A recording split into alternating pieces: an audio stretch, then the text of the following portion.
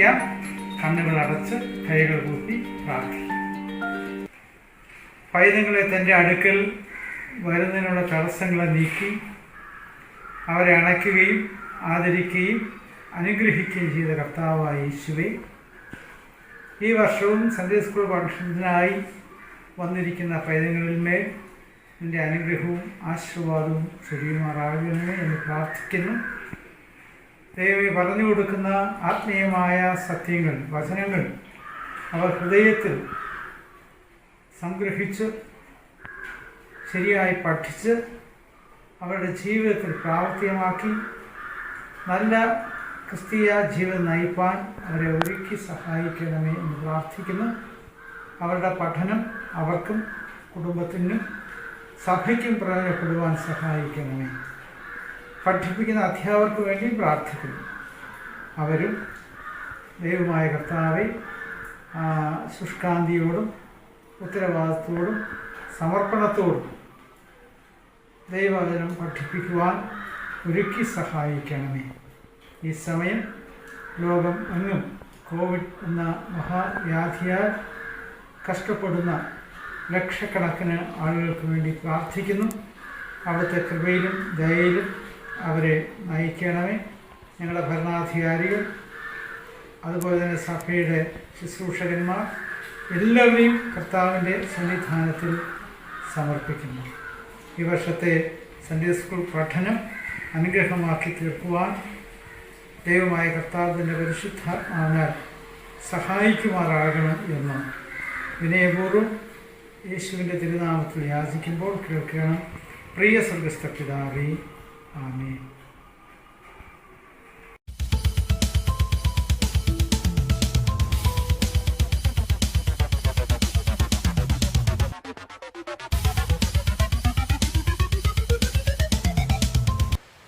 Hello,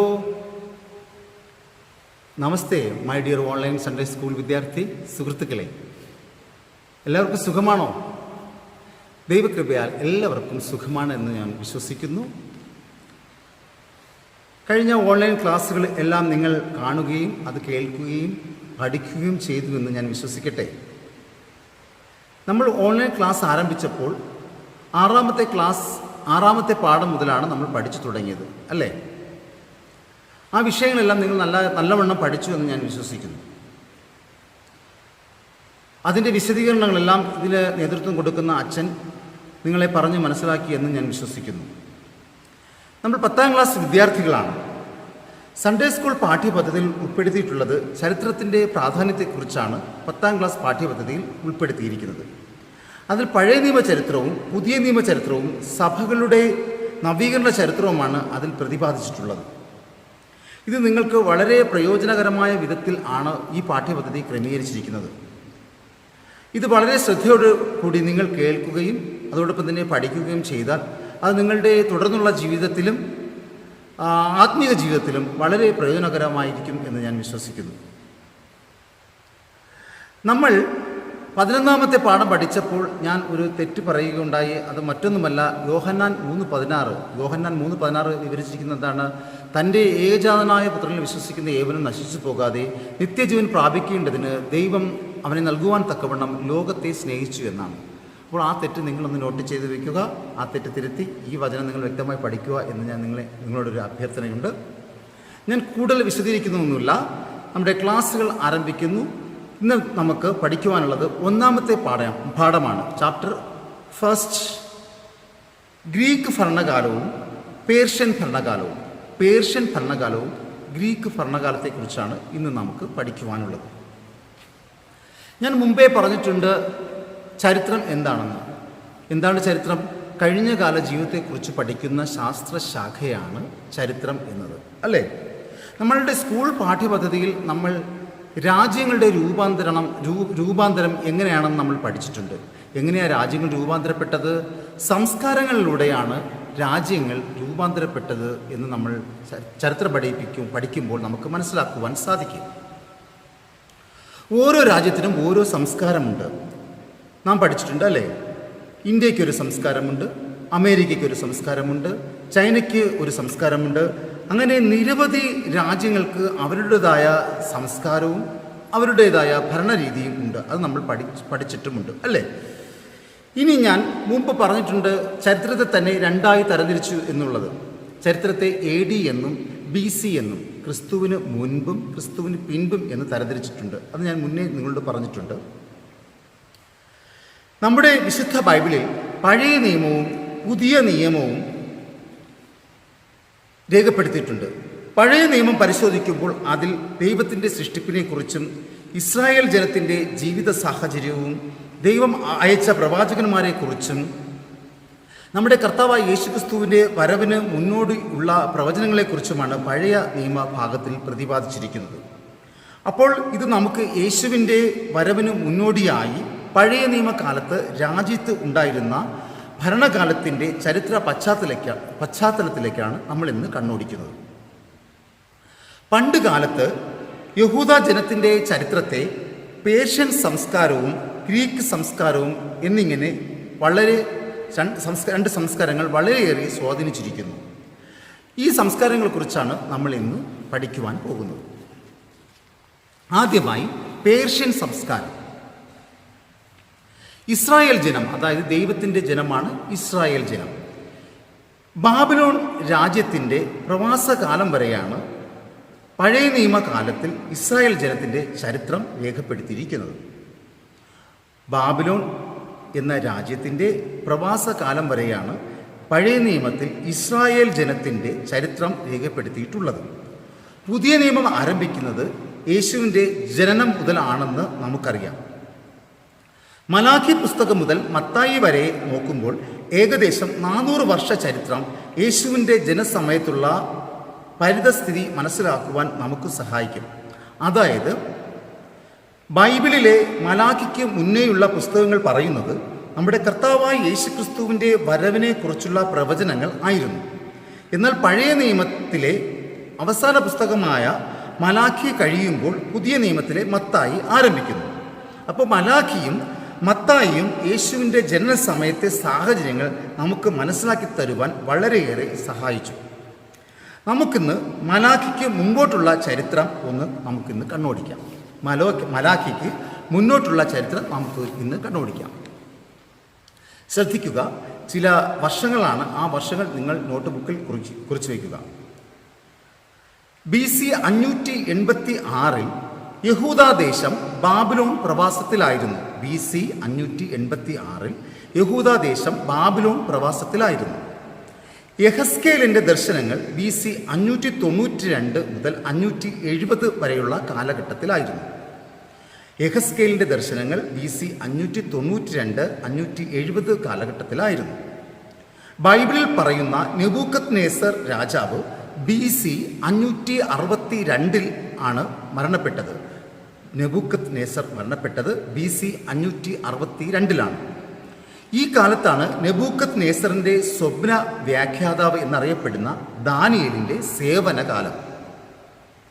BC 540 Babylon ദേശത്തെ അന്യദേശക്കാരനായ കോരസ് ആക്രമിക്കുന്നു. BC 540 Babylon ദേശത്തെ അന്യദേശക്കാരനായ കോരസ് ആക്രമിക്കുന്നു. BC 538 കോരസ് മേദ്യദേശത്തെ ദാര്യവേശിനെ ബാബിലോണിൽ വൈസ്രോയിയായി നിയമിച്ചു. BC 538 കോരസ് മേദ്യദേശത്തെ ദാര്യവേശിനെ ബാബിലോണിൽ വൈസ്രോയിയായി നിയമിച്ചു. BC 538 തന്നെ കോരസ് യഹൂദന്മാർക്ക് പ്രവാസകാലത്തിൽ നിന്നും വിടുതൽ പ്രഖ്യാപിച്ചു. BC 538 കോരസ് യഹൂദന്മാർക്ക് പ്രവാസകാലത്തിൽ നിന്നും വിടുതൽ പ്രഖ്യാപിച്ചു. എന്നാൽ പ്രവാസാനന്തരം യഹൂദന്മാരുടെ ചരിത്രം ബൈബിളിൽ രേഖപ്പെടുത്തിയിട്ടില്ല. യഹൂദന്മാരുടെ ചരിത്രം ബൈബിളിൽ രേഖപ്പെടുത്തിയിട്ടില്ല. പിന്നെ ഈ ചരിത്രം നമ്മൾ എങ്ങനെയാണ് മനസ്സിലാക്കുന്നത്?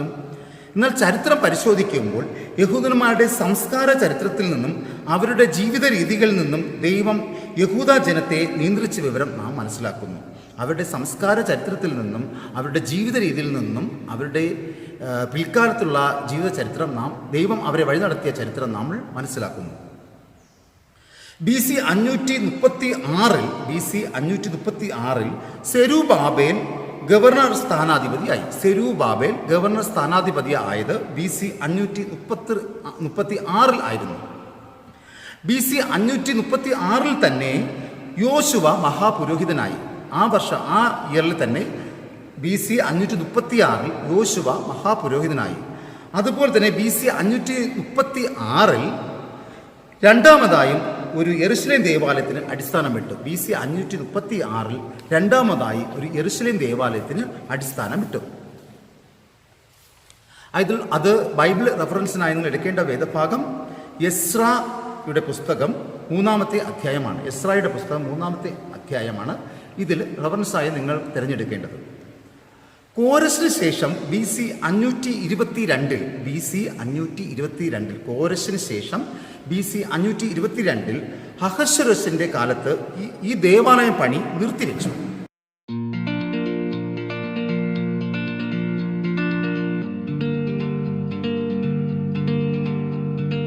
BC 473 പൂരി ഉത്സവത്തിന് കാരണമായ ഹാമാന്റെ അധപ്പതനവും യഹൂദന്മാരുടെ മോചനവും ഉണ്ടാകും.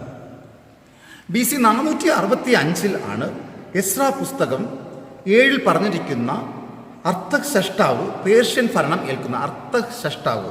എസ്രാ പുസ്തകം 7 പറയുന്ന അർത്ഥഷഷ്ടാവ് പേർഷ്യൻ ഭരണം ഏറ്റെടുക്കുന്നത് BC 465 ആണ്. ഈ സമയമാണ് നെഹമ്യാവിൻ്റെ ശുശ്രൂഷ സേവന കാലം. BC 453 യഹൂദ രാജ്യം സ്ഥാപിക്കുവാൻ എസ്രായ്ക്ക് അർത്ഥഷഷ്ടാവ് ഉത്തരവ് നൽകി. BC 453 യഹൂദ രാജ്യം സ്ഥാപിക്കുവാൻ എസ്രായ്ക്ക് അർത്ഥഷഷ്ടാവ് ഉത്തരവ് നൽകി. BC 445 നെഹമ്യാവിനെ യെരൂശലേമിലേക്ക് അയക്കുന്നു. BC 445 നെഹമ്യാവിനെ യെരൂശലേമിലേക്ക് അയക്കുന്നു. അത് ബൈബിൾ റെഫറൻസ് ആയിട്ട് എടുക്കേണ്ട വേദഭാഗം നെഹമ്യാവ് 2:8 ആണ്. 2:8. BC 444 യെരൂശലേം മതി പൂർത്തിയാക്കി നെഹമ്യാവ് മടങ്ങി. BC 444 യെരൂശലേം ദേവാലയം പണി പൂർത്തിയാക്കി നെഹമ്യാവ് മടങ്ങി. BC 432 നെഹമ്യാവിനെ വീണ്ടും ഗവർണറായി യെരൂശലേമിലേക്ക് അയച്ചു.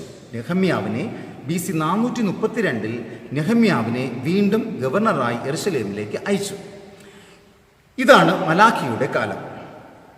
ഇത് നമ്മൾ ചുരുക്കിയാണ് നിങ്ങളോട് പറഞ്ഞിരിക്കുന്നത്. ഇത്രയുമാണ് മലാഖിയുടെ കാലം.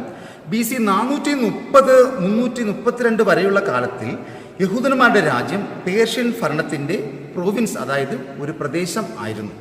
BC 430 മുതൽ 332 വരെയുള്ള കാലഘട്ടം യഹൂദന്മാരുടെ രാജ്യം പേർഷ്യൻ സംസ്കാരത്തിൻ്റെ ഒരു പ്രൊവിൻസ് അഥവാ പ്രദേശമായിരുന്നു. അങ്ങനെ പേർഷ്യൻ ഭരണം യഹൂദന്മാർക്ക് വളരെ വലിയ ബുദ്ധിമുട്ട് ഉണ്ടാക്കിയില്ല എന്ന് നമുക്ക് അനുമാനിക്കാം.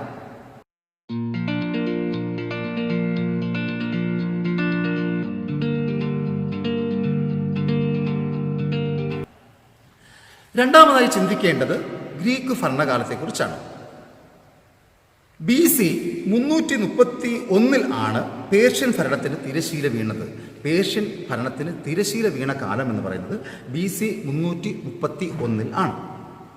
ഗ്രീക്ക് ചരിത്രം ആരംഭിക്കുന്നത് വാസ്തവത്തിൽ 12-ാം നൂറ്റാണ്ടിലാണ്.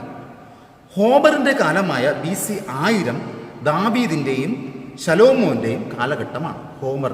നമുക്കറിയാം ചരിത്രത്തിലെ ഹോമറിൻ്റെ കാലമായ BC 1000 ദാവീദിൻ്റെയും അതുപോലെ തന്നെ ശലോമോൻ്റെയും കാലഘട്ടമാണ്.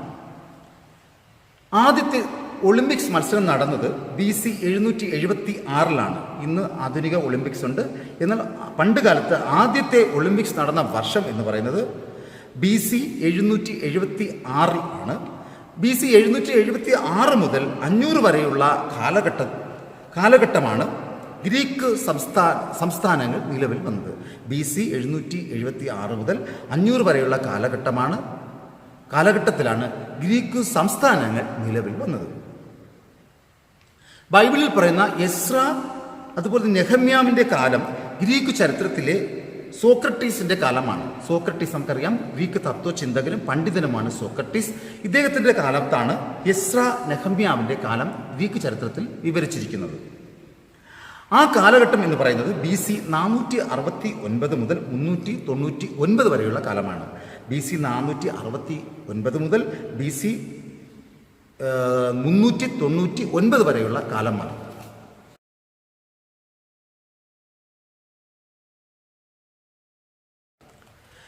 BC 336 മാസിഡോണിയയിലെ ഫിലിപ്പ് രാജാവിൻ്റെ മകൻ അലക്സാണ്ടർ 20ാമത്തെ വയസ്സിലാണ് രാജാവായത്. BC 336 മാസിഡോണിയയിലെ ഫിലിപ്പ് രാജാവിൻ്റെ മകൻ അലക്സാണ്ടർ 20ാമത്തെ വയസ്സിലാണ് രാജാവായത്.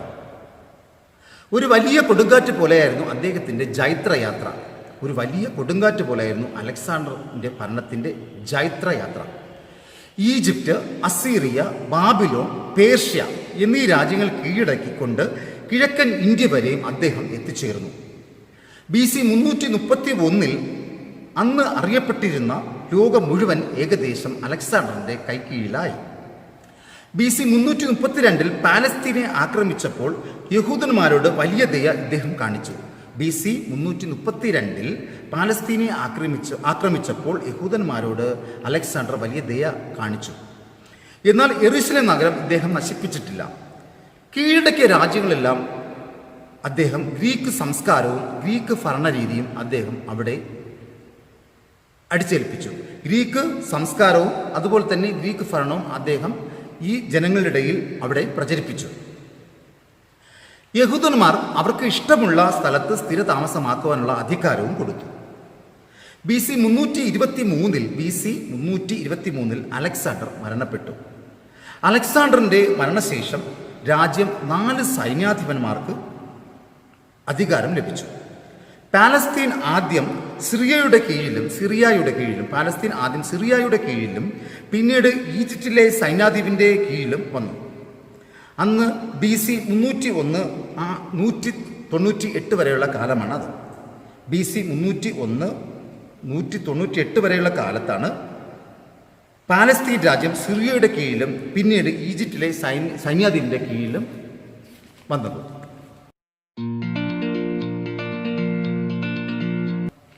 ഇനി ടോളമികൾ ഈജിപ്റ്റ് ഭരിച്ചിരുന്ന കാലത്താണ് യഹൂദന്മാർക്ക് സമാധാനവും സന്തോഷവും ഉണ്ടായിരുന്നത്. യഹൂദന്മാർക്ക് സമാധാനവും സന്തോഷവും ഉണ്ടായിരുന്ന ഒരു കാലമാണ് ടോളമികൾ ഈജിപ്റ്റ് ഭരിച്ചിരുന്ന കാലഘട്ടം. ഈജിപ്തിലെ യഹൂദന്മാർ സിനഗോഗിൽ ആരാധന നടത്തി. എന്താണ് സിനഗോഗ് എന്ന് പറഞ്ഞാൽ? യഹൂദന്മാരുടെ ആരാധനാ സ്ഥലങ്ങളാണ് സിനഗോഗ് എന്നറിയപ്പെട്ടിരുന്നത്. ഗ്രീക്ക് കാലത്ത് അലക്സാണ്ട്രിയ യഹൂദ മതത്തിൻ്റെ ഒരു സ്ഥിരാകേന്ദ്രമായിരുന്നു.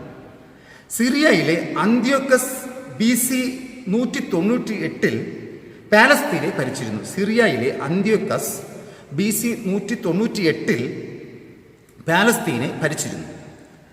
ടോളമികളുടെ കയ്യിൽ നിന്നും അദ്ദേഹം അതിനെ തിരിച്ചുപിടിക്കുകയും ചെയ്തു. അതുപോലെ തന്നെ അന്ത്യോക്കസ് BC 198 പാലസ്തീനെ ടോളമികളുടെ കയ്യിൽ നിന്നും തിരിച്ചുപിടിച്ചു. BC 175-164 വരെ ഭരിച്ചിരുന്ന അന്ത്യോക്കസ് എപ്പിഫാനസ് യഹൂദന്മാരെ വളരെയേറെ കഷ്ടപ്പെടുത്തി. BC 175-164 വരെ ഭരിച്ചിരുന്ന അന്ത്യോക്കസ് എപ്പിഫാനസ് യഹൂദന്മാരെ വളരെയേറെ കഷ്ടപ്പെടുത്തി. ഇയാൾ യെരുശലേമിനെ നശിപ്പിച്ചു. യെരുശലേം ദേവാലയത്തെയും അശുദ്ധമാക്കി. ഒരു പന്നിയെ ദേവാലയത്തിൻ്റെ അൾത്താരയിൽ വെച്ച് ബലി കഴിപ്പിച്ചു. എന്നിട്ട് ജൂപ്പിറ്റർ എന്ന് പറയുന്ന ഒരു ദേവന് ഒരു അൾത്താര പണിതുയർത്തി. പരിച്ഛേദന ഏൽക്കുന്നവർക്ക് അന്ന് മരണശിക്ഷ ഇദ്ദേഹം വിധിച്ചു. ആയിരക്കണക്കിന് യഹൂദ കുടുംബങ്ങളെ ഇദ്ദേഹം അടിമകളായി വിറ്റു. ഈ അന്ത്യോക്കസ് എപ്പിഫാനസ് തിരുവെഴുത്തുകൾ നശിപ്പിച്ചു. അത് കയ്യിൽ വെച്ചവരെ നിർഭയം വധിച്ചു. യഹൂദന്മാർ തങ്ങളുടെ മതം ഉപേക്ഷിക്കാൻ അദ്ദേഹം എല്ലാ പീഡനമുറകളും നടത്തി. ഈ സംഭവങ്ങളൊക്കെയാണ് മക്കാബിയ എന്ന വിപ്ലവത്തിന് തുടക്കം കുറിച്ചത് ഈ സംഗതികളൊക്കെ ആണ്.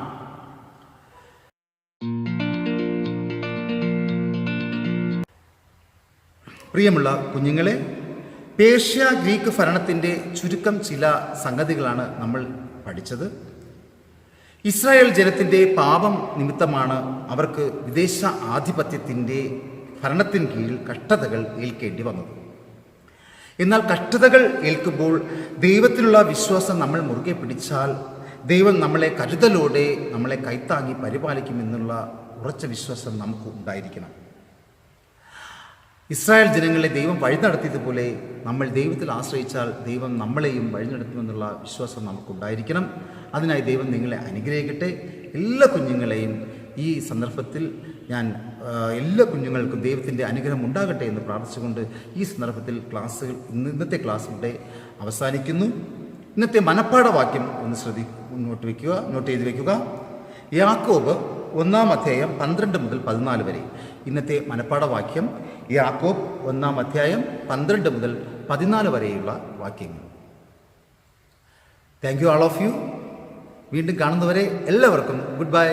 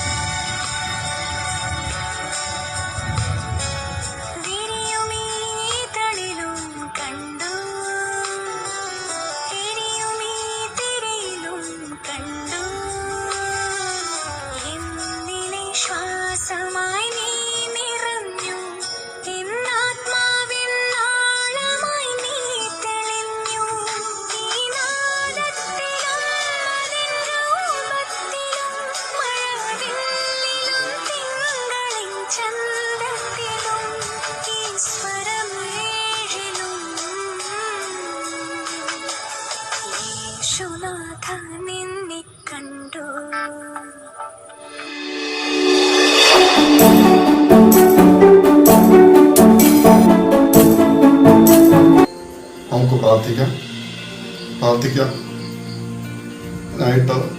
എപ്രകാരം നിൽക്കണം? കൈകൾ കൂപ്പി കണ്ണടച്ച് പ്രാർത്ഥിക്കാം. സ്നേഹവനായ ദൈവമേ, സ്വർഗീയ പിതാവേ, അനുഗ്രഹമായ ഈ നല്ല സമയത്തിനായി ഞങ്ങളെ സ്തുതിക്കുന്നു, സ്തോത്രം ചെയ്യുന്നു.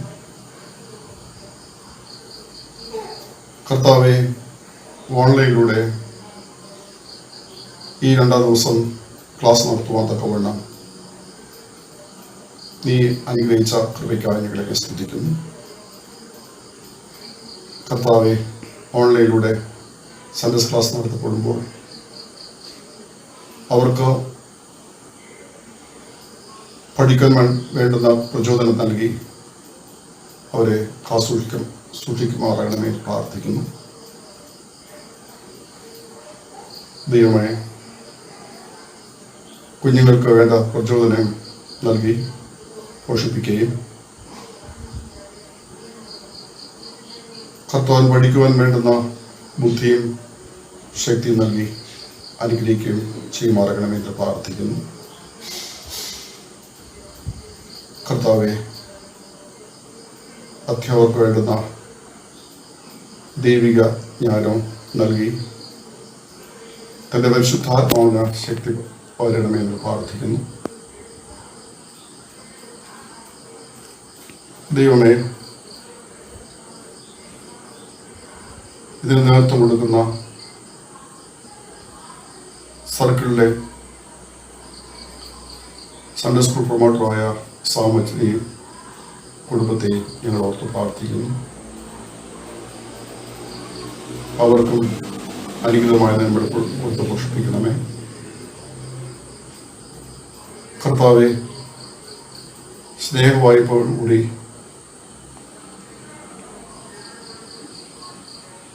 കുഞ്ഞുങ്ങൾ പഠിക്കുവാൻ തക്കവണ്ണം അവരെ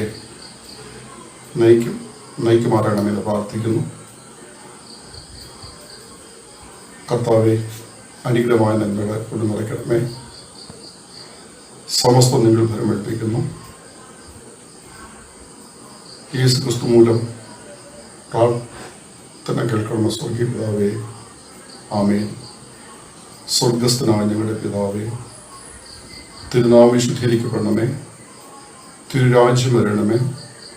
തിരുയിഷ്ടം സ്വർഗത്തിലെ പോലെ ഭൂമിയിലാകണമേ. ഞങ്ങളുടെ ദിവസമുള്ള ആഹാരം ഞങ്ങൾക്ക് തരണമേ. ഞങ്ങളുടെ അടക്കാരോട് ക്ഷമിക്കുന്ന പോലെ ഞങ്ങളുടെ പാപങ്ങളെ ഞങ്ങൾ ക്ഷമിക്കണമേ. ഞങ്ങളുടെ പരീക്ഷയിൽ കടത്താതെ സൗലദോഷം ലഭിക്കണമേ. രാജ്യവും ശക്തിയും മഹത്വം എന്നേക്കും നിനക്കുള്ളതല്ലോ. ആമേൻ. നമ്മുടെ കർത്താവായ യേശു ക്രിസ്തുവിന്റെ കൃപയും പിതാവായ ദൈവത്തിന്റെ സ്നേഹവും പരിശുദ്ധാത്മാവിന്റെ സംസർഗ സഹവാസ കൂട്ടായ്മയും നമ്മോടും നാം പ്രാർത്ഥന കാര്യങ്ങളോടും പഠിപ്പിക്കുന്ന അധ്യാപകരോടും പഠിക്കുന്ന കുഞ്ഞുങ്ങളോടും ഇന്നും ഒന്ന് സ്വാധീനിക്കുമാറാകട്ടെ. ആമേൻ.